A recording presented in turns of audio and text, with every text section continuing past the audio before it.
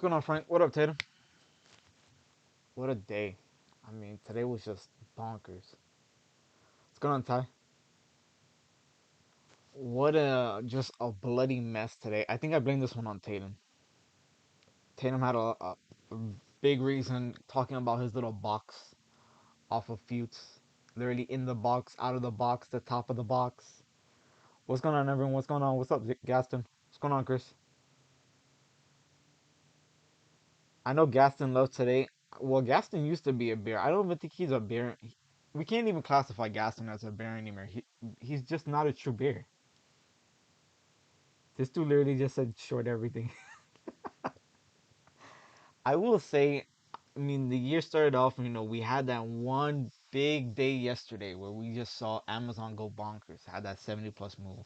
We saw Tesla have that 100 plus move. And right now, sitting after seeing today's price action, literally feels like a 1 day wonder. And we know that today was really, this year was more so going to be reflective upon, the whole rates and a little bit of a correction after the whole entire rally that we had for the most part of 2021. And it does feel like this year is going to be a little bit more challenging in terms of finding valuable that really are just not, it's not going to come as easy as we had it this prior year, is what my assumption is. Because what you saw, and pretty much assuming me and Avery for the most part, we're usually always tech related when we're looking at stocks, and we just come to accustomed to just finding those tech rallies so quickly and so fast. But it does feel like this year is going to be a little bit more different.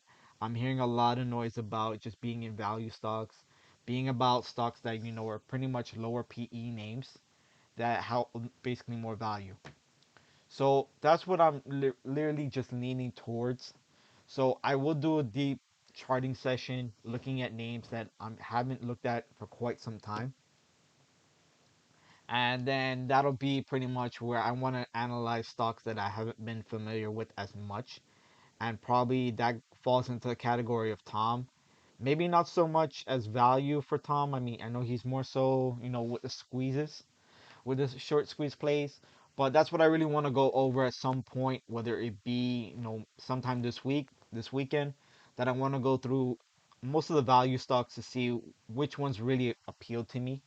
And that's something that I would pretty much advise to everyone also, because you don't want to continue to just keep grinding out on tech and trying to keep buying the dip. And then this may end up being the year in which, if you don't have a backup plan or you're not aware of the broader market, this is when you're really going to get to start getting hit. And you're not going to like what the backlash is going to be according to what your portfolio is basically going to look like in the aftermath. So that's what I would say is start to look at different sectors. I know that Sig has been preaching this in his thread as well, is that tech is not the only market, right? We want to look elsewhere, look in the energy, which I know that Tom is very familiar. So if you want to if you want to know about energy, definitely talk to Tom. No, look at energy stocks, look at the oil stocks, look at the value stocks, look at retail, look at different sectors. Is what I will start off saying, and that way we're not just basically all blind. And I do see someone mentioning lithium, so I will also agree with that as well. But that's just a heads up for everyone. No, because I don't want you to end up continuing to see me and Avery, which we have done all this time for months after months, just being on tech. And now you see that we may end up starting this year with a little bit of backlash and maybe a corrective phase at some point here. Despite Super Fortuna going off today, which I do expect a little bit more of a continuation off of Super Fortuna today, that literally did come in clutch having that Super Fortuna QQQ call come in, and then everyone just getting a quick 20% here, 10% there. So that was a beautiful sight today. I literally did not trade as much until I saw that Super Fortuna come out, and that pretty much was the highlight of my day, because I did not want to get caught in the middle of this debacle in which it felt like the pressure to the downside was just increasing through most of the day. And then once we had that Super Fortuna come out, we literally just saw that entire reversal to the upside. So that was definitely a good sign, but it was just pretty much a matter of patience. That's literally what it tested today, was staying patient and not trying to get so persistent in buying the dip.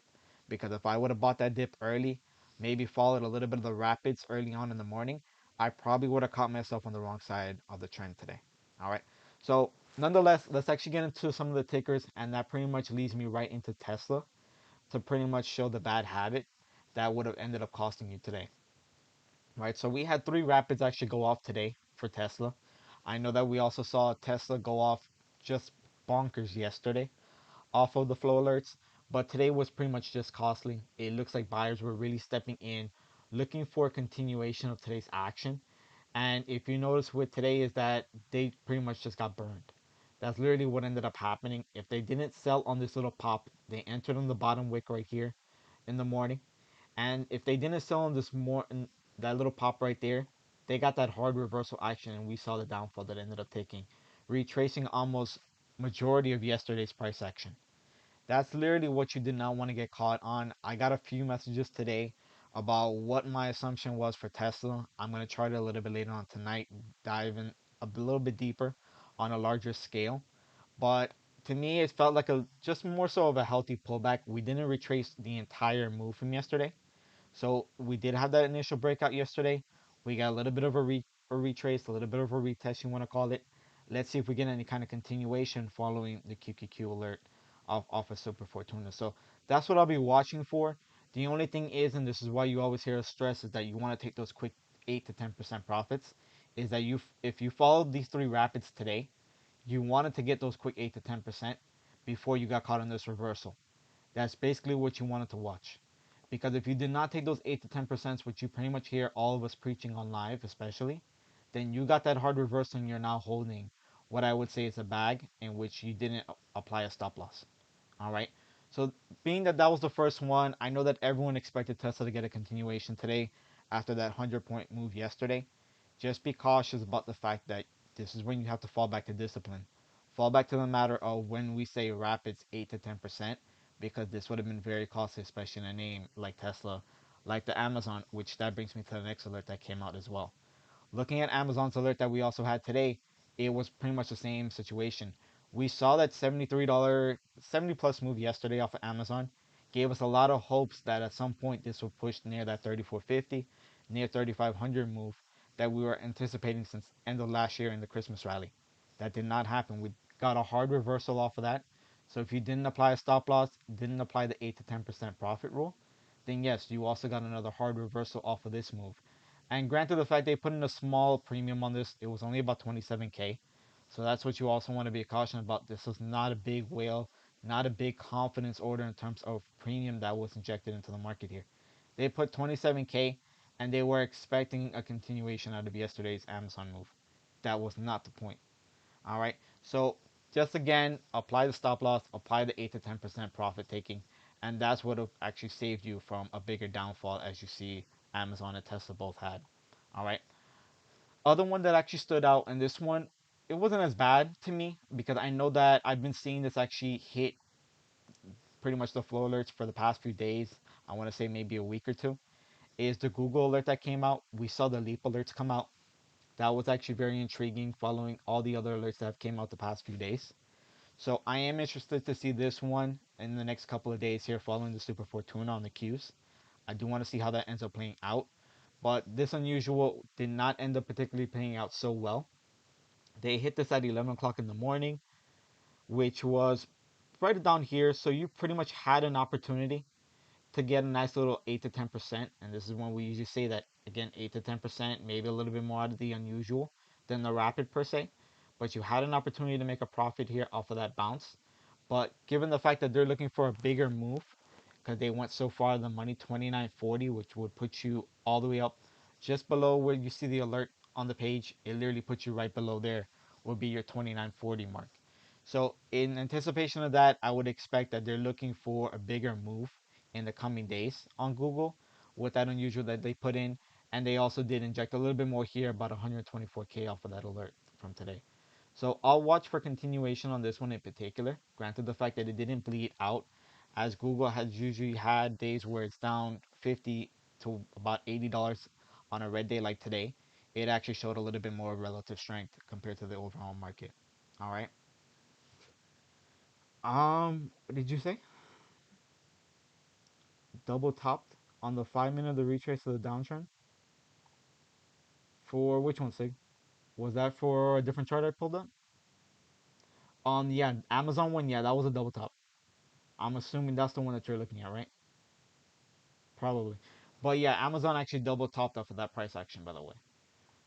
I didn't mention that, but that one did actually double top right there, and you would have saw that once you saw that double top right there at that 34.28. They both landed at 34.28. It did double top, and it pretty much reversed pretty hard and retraced most of yesterday's price action.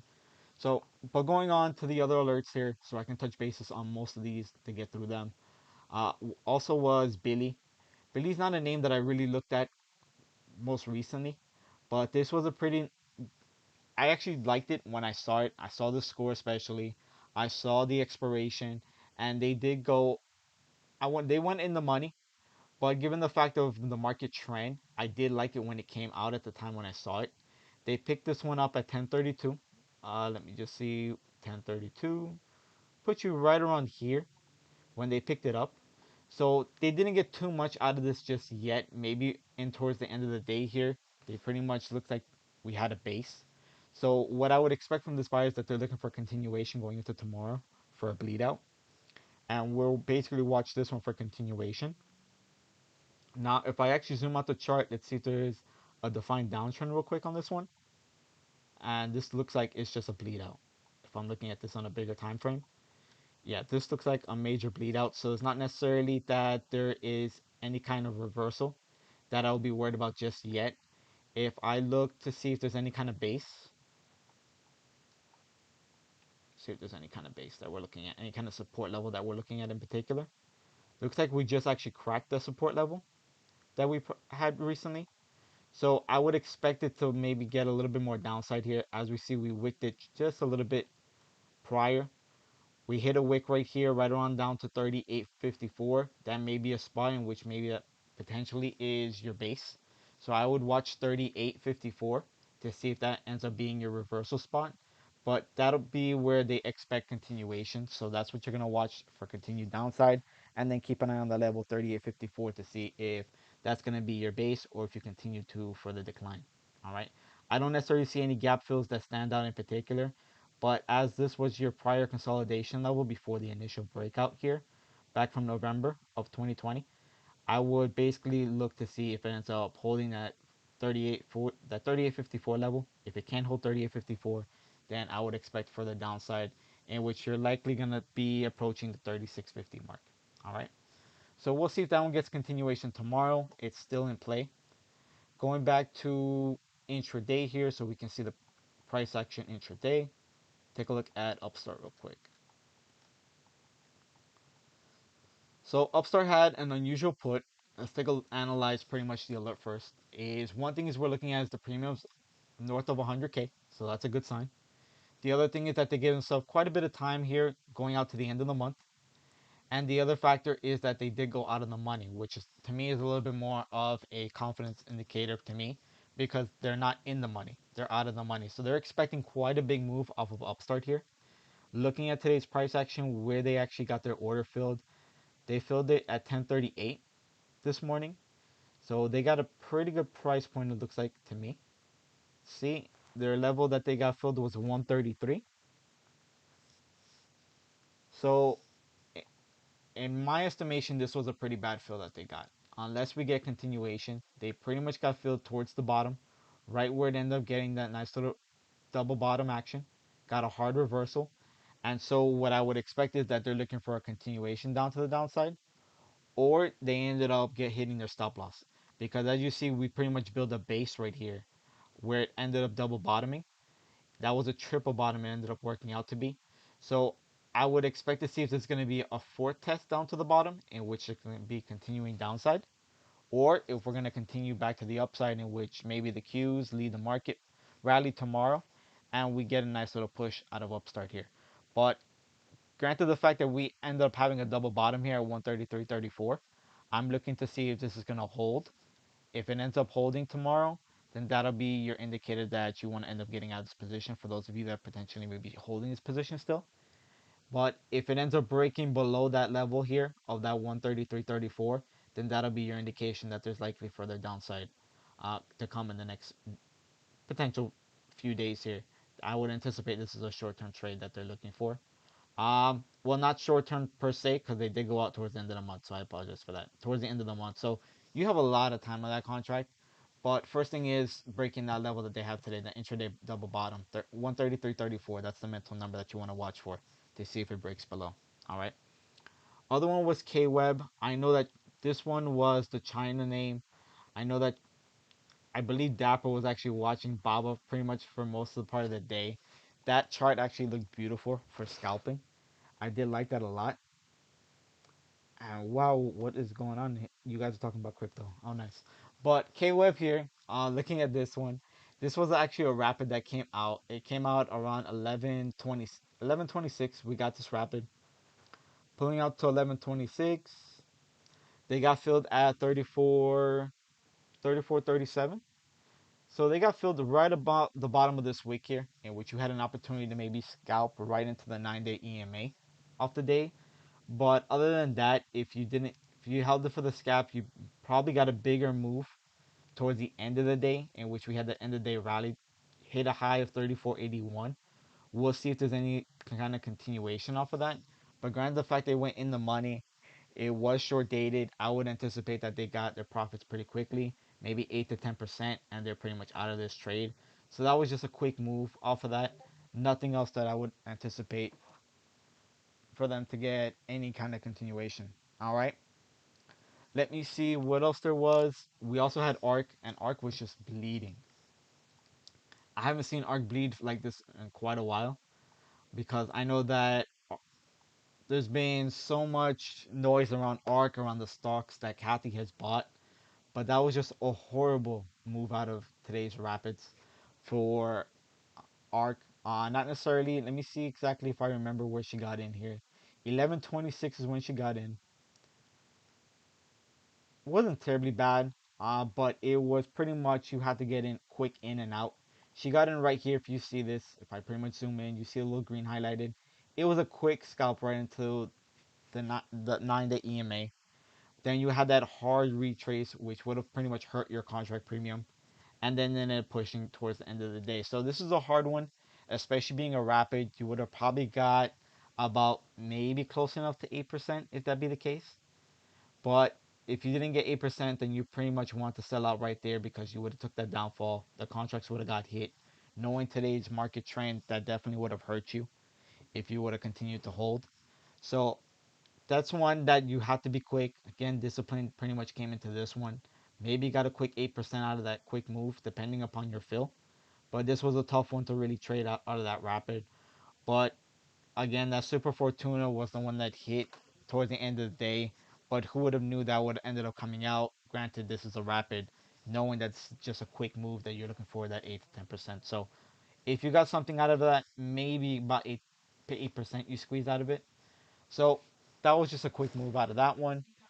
Dash got destroyed today. This was just one. I think Sid could probably maybe talk on Dash, but this one just got annihilated. I think Airbnb was one that I also expected to follow on the annihilation. It just didn't end up happening. But when I saw these Nimbus come out, I was like, yeah, this is one that's just gonna be just doomed here. And let me actually zoom in because I got into yesterday's price action real quick. So looking to see where they got in on this one, 1137. 1137 would put us in right towards the little pop that we had. They potentially looked to shorted the little pop that we had, and they ended up paying out on this one. They hit it at 134. The low that we ended up hitting was 131.76. So about a close enough to $3 move we got out of Dash puts. So it was relatively quick. That one was just a quick in and out. You maybe got maybe about up to what 40%, 30-40% out of this move to the downside of those Nimbus. So that was just a beautiful one. And what I usually like to say is that I like to actually get the alerts that follow the trend of the day, especially when you get back-to-back alerts like this. If you notice, they both hit 100K plus. They did go pretty much at the money, in the money, one strike there that I did like. The only thing that would have cautioned me was the expiration that they got, in which we don't know right now if they're still continuing to hold this contract or if they ended up taking their quick profit, that quick maybe 50% or so that they ended up collecting. So that was the big thing here, but the expiration would have been the only question mark for me right here knowing whether this was going to be a quick move as it translated to be today. All right. That was the only question mark, but that was a quick move. You got a nice little 40, 50% out of that one, and you pretty much moved on in the day. All right. An odd name, and this is when I say that, I'm going to have to look at some of these odd names, but Bill was actually an alert that came out as well. This one was a beautiful one that's based on pretty much the parameters that it actually set out. We had a high premium, 255K. We had an 80% TFC score, and they also did go out on the money. So it pretty much hit all the factors that I like for a high confidence alert, and which I usually like going out of the money, high TFC score, and pretty much the premium. Expiration wasn't that bad, giving us about 3 weeks in time. So looking at that, looking at the time that ended up coming out in the day here, they hit that around 12, pretty much almost 1 o'clock. If we're looking close enough to 1 o'clock here, they pretty much hit that right in this little green shaded area, in which you had a beautiful little decline. You hit a low here today of 257. So that was pretty much about a $7 decline that you had on Bill. That was a beautiful play intraday. That pretty much was your relation to what Dash did, about a $3 move to the downside. Bill translated a $7 move to the downside. So this was just a beautiful play, but if you listen to what I'm saying in terms of what I like in high high probability trades right here, alerts, is that one, looking out of the money, two, the TFC score, and three is the premium they ended up dropping. Those are pretty much my leading indicators for the flow alerts that I usually prefer to take. All right. No, some will always hit. Maybe more majority will hit. It may not even have the pretty much the parameters that I like in particular. But what I usually, everyone trades differently. Everyone likes certain things and favors certain things. This is what I usually favor. Is out of the money. I usually like a higher cost, in which is usually 150K plus, and then also the TFC score 60% or greater. All right. Moving on was AMD.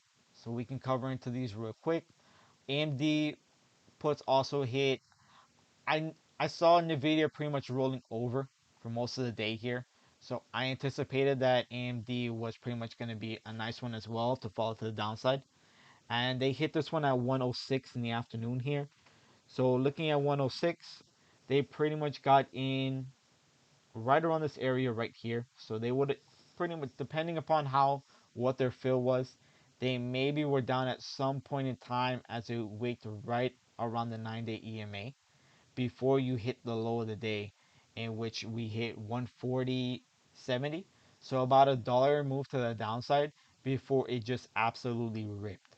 So the only caution about this one is that they likely hit a stop loss off of this if they didn't take a quick percent out of this move. Granted, it was only a dollar move. Maybe got a quick 10 to 12% out of this move, out of that dollar move, and before they got face ripped. So that's the part where we usually say look for that 10% off of rapids. Maybe got squeezed out a little bit more out of that depending upon your fill. Maybe you hopefully got filled right on the next candle here near the 9-day EMA, in which you got filled as high as 142.29, and then you got about a $2 move instead out of that. So that's where I usually say try to set limit orders, try to set low balling orders, in which you maybe would have got filled instead of getting filled down at the bottom here at 141.40. You likely would have set a low balling order and you got filled right when it wicked up towards the 9-day EMA, and you would have got a $2 move out of that instead.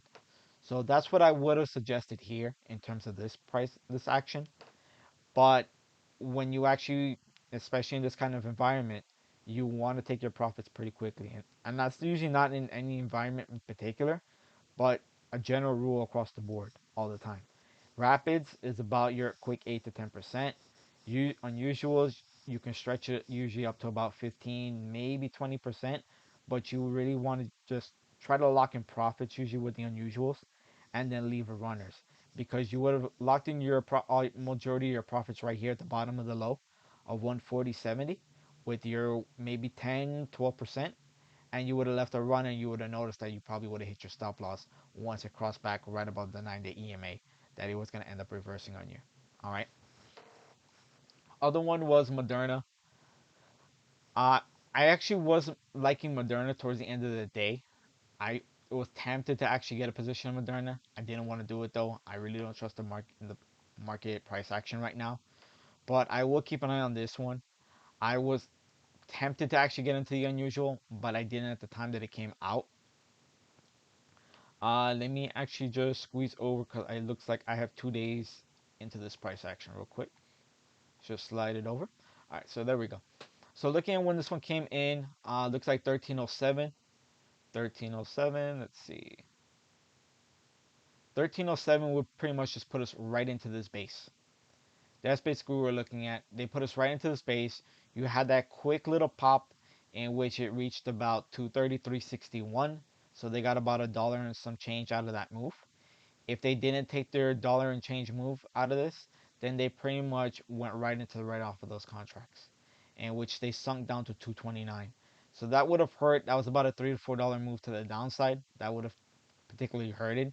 When I was actually seeing it right here, when it was looking like a little bit of a 3 bar action back to the upside, I was tempted to right around here towards the end of the day and take a swing on off of this, but I didn't trust the market price action, so I do want to go ahead and pretty much stay cash tonight.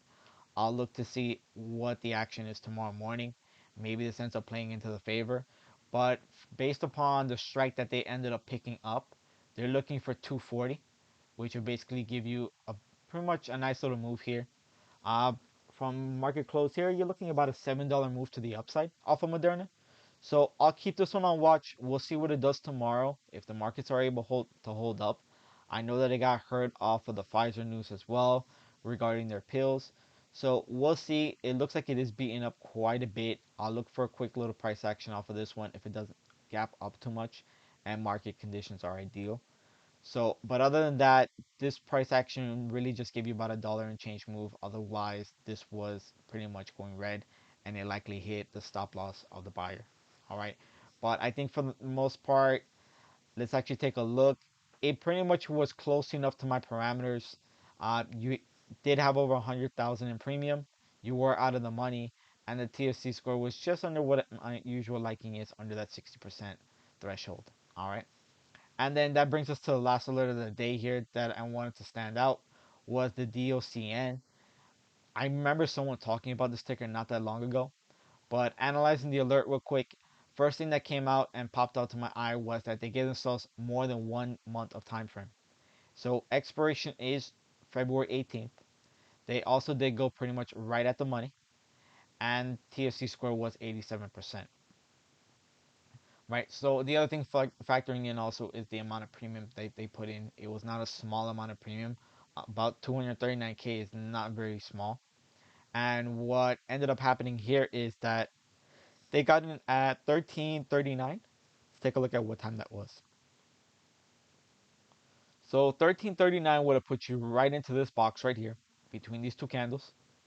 And so that ended up did sinking down to a low of 69.60, in which that was barely not even $1 move to the downside before they literally just got face ripped. So my assumption is that either they're enduring quite a bit of pain off of this move that they ended up entering in, or they ended up hitting a stop loss if they had one. So I'll keep it on the watch if the market continues to really pretty much just continue today's price action to the downside. I'll keep a watch on DOCN. But given the fact that this was just a face rip and this would have hit a stop loss because we ended up peaking about $2 up, I'm assuming that they literally exited this position. But I will keep a watch on it tomorrow.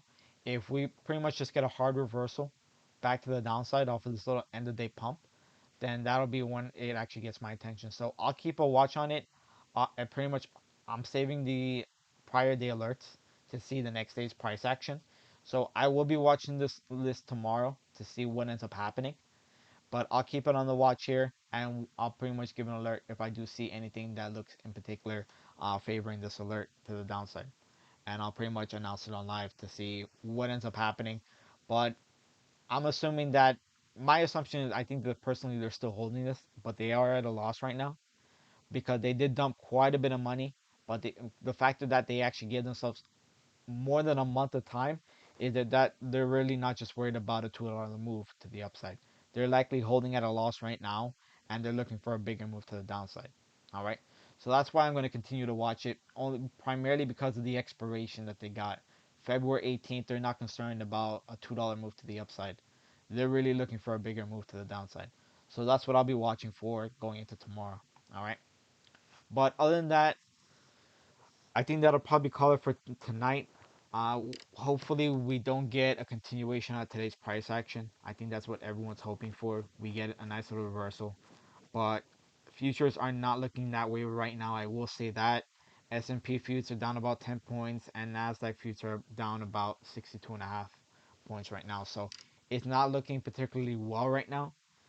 But we'll see what the market gives us. The one big thing I can say is, if you didn't hear me in the beginning of our live session here, is that stay patient. Biggest thing that I want to do is pretty much go over different sectors, chart different sectors other than the tech sector. That's really what's going to be my main focus this week, is looking at different sectors, looking at value stocks, looking at particularly energy stocks, different sectors, in terms of pretty much avoiding the debacle that we have primarily with Nasdaq. As we saw that big divergence between the Dow and the Nasdaq, Dow stocks were pretty much pumping. You saw Avery looking at UPS for most of the day, and it was absolutely right for looking at names like that. I started off pretty much off when you saw the newsletter. I was looking at banks. I was not even geared towards tech on the newsletter as well, because I did have a little bit of anticipation that this was going to be starting out this way to start the year. That tech was really just going to be in a little bit of a slump. So it is going according to what I'm expecting in terms of the tech sector, and that's why I'm going to be looking to look elsewhere to see other plays in different sectors, and that'll be what my primary watch is this week. So just to give you guys insight. But other than that, let's see what tomorrow brings. It looks like it's going to continue to be a little bit of a bloodfest. Likely we end up opening red. But what I would hope in anticipation of opening red is that we get a nice little recovery. Pretty much like what we saw towards the end of the day here today. All right. But that'll be what I leave you guys with here tonight. I will see you guys pretty much in the morning on live. SIG will definitely be there right at market open, or probably sleeping, one or the other. But we'll see you guys tomorrow morning. And I think we'll call it a night here. You guys have a great night, and I will